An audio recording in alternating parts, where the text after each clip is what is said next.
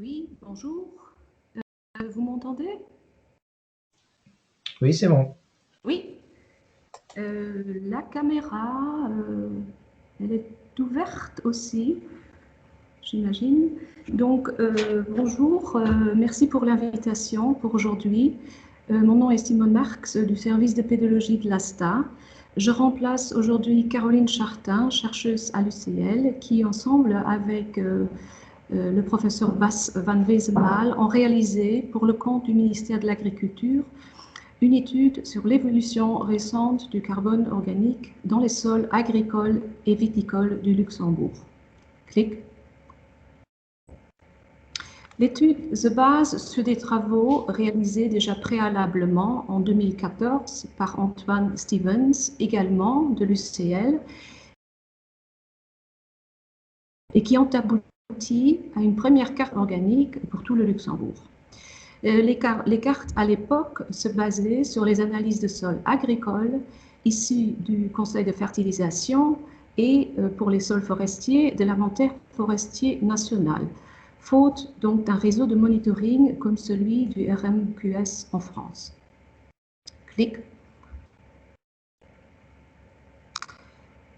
Pour les travaux récents, donc, que je vais vous présenter maintenant, l'étude initiée déjà en 2014 a été mise à jour et améliorée en termes de densité de données et en termes d'analyse cartographique. Il a été ajouté également une dimension temporelle avec l'analyse de deux périodes distinctes, T1 et T2, allant de 2012 à 2015 pour T1, respectivement de 2016 à 2019 pour T2. Et nous nous sommes concentrés sur les sols agricoles et viticoles, faute de nouvelles données en forêt. Clic.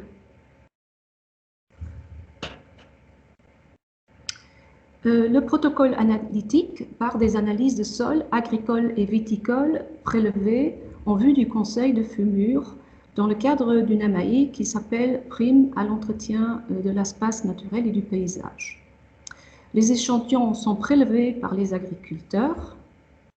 Il s'agit d'un échantillon composite représentant des parcelles d'une taille moyenne de 2 hectares et géoréférencé par le numéro FLIC. C'est un numéro de référence unique dans le référentiel parcellaire graphique RPG. Les profondeurs de prélèvement recommandées varient selon l'occupation des sols et sont repris ici sur le slide. 0,25 pour les cultures, 0,15 en prairies permanentes et 0,30 pour les sols viticoles. Notre agriculture est une agriculture très homogène, axée sur la polyculture élevage et sur le secteur laitier qui, depuis 2015, prend de plus en plus de l'ampleur.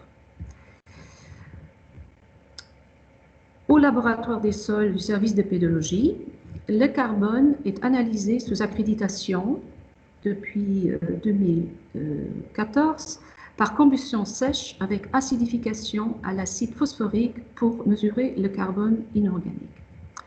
Les appareils utilisés sont successivement un analyseur allemand d'Analytik Jena et aujourd'hui nous travaillons avec le Primax de chez Scholar. L'incertitude analytique élargie pour K égale 2, se basant sur des ring tests, est de 10% pour les sols sans carbonate et pour les sols avec carbone inorganique, il est de 15%. Clic. Voilà donc une représentation des points de mesure pour les deux périodes d'observation en terre arable à gauche, en prairie permanente au milieu et à droite toujours pour le vignoble mosellan qui s'étale sur 1200 hectares le long de la frontière allemande, luxembourgeoise allemande. Après les étapes de vérification et de nettoyage des données sont restées 11 800 observations sur les 8 années, avec néanmoins des problèmes de représentativité sur certaines zones disposant d'un peu moins d'observations. Clic. A été réalisée ensuite une analyse statistique à 3 niveaux. à savoir, premièrement, d'après l'occupation du sol, donc terre arable, prairies permanentes et viticulture. Ensuite, en fonction des grands types de sols, nous avons séparé le pays en 10 unités de grands types de sols. Et troisièmement, donc en fonction de 2 périodes d'observation, T1 et T2. Vous voyez d'ailleurs à droite une carte reprenant le regroupement en 10 grands types de sols issus des 27 associations de sols de la carte des sols à l'échelle du 100 000. Vous pouvez également distinguer les 2 grandes régions naturelles. Au nord, le Sling, au centre et au sud, le Gutland. Le Sling étant l'équivalent des ou de l'Eifel allemande sur les schistes et les quartzites du Dévonien inférieur. Le Gutland étant l'extension septentrionale du bassin de Perry avec des sédiments sableux, marneux ou calcaires du Trias et du Jurassique. Le graphique, enfin le tableau avec les chiffres montre les résultats de l'analyse statistique descriptive. Pour les cultures en terre arable, il a été identifié une significative du carbone organique de 0,09% dans le Sling, donc dans le nord du pays. Dans le Gutland, donc centre et sud, les résultats sont plus contrastés, soit avec des hausses significatives, soit avec le status quo pour les terres arables, avec l'exception des sols viticoles qui sont en baisse. En prairie permanente, aucune différence significative n'a été mise en évidence, sauf dans l'unité 10, repris ici sous sols autres qui sont les sols alluvionnaires et colluvionnaires des grandes plaines alluviales, qui ont augmenté. Clic. Une deuxième partie de l'étude consistait à une analyse cartographique. Vous pouvez encore une fois essayer d'avancer. Voilà. Alors, la deuxième partie de l'étude consistait en une analyse cartographique de la distribution du carbone organique avec des techniques de modélisation pour déterminer les paramètres environnementaux ayant un impact sur la teneur en carbone organique. On a utilisé un modèle additif généralisé qui fait le lien entre des covariables environnementales et la donnée observée. Clic.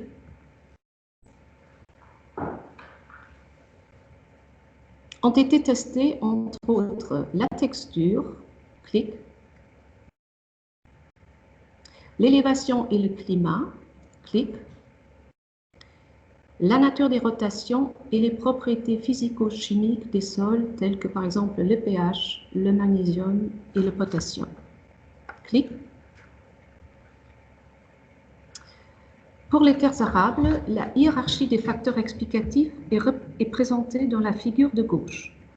En complément des coordonnées géographiques qui rassemblent en eux les données climatiques et latitude, ont une importance déterminante encore 2 autres facteurs qui sont la teneur en argile et la couverture du sol. En marche, on peut citer encore la teneur en magnésium, le potassium et l'hydromorphie. Dans la représentation de droite, on voit par exemple pour le Gutland, qui est une région avec une grande variabilité texturale, une relation croissante entre le taux d'argile et le carbone.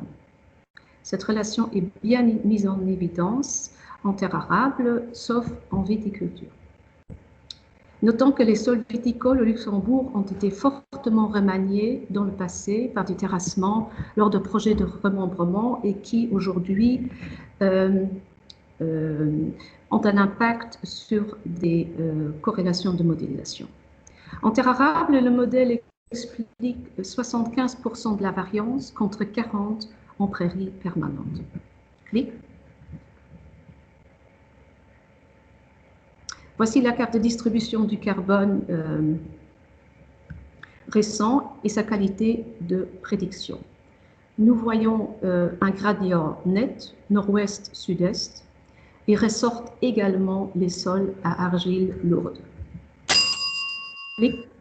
Une dernière Oui, une dernière représentation montre l'évolution temporelle entre le T1 et le T2, donc entre 2012-15 versus 16-19, à gauche dans les terres arables, à droite dans les prairies permanentes.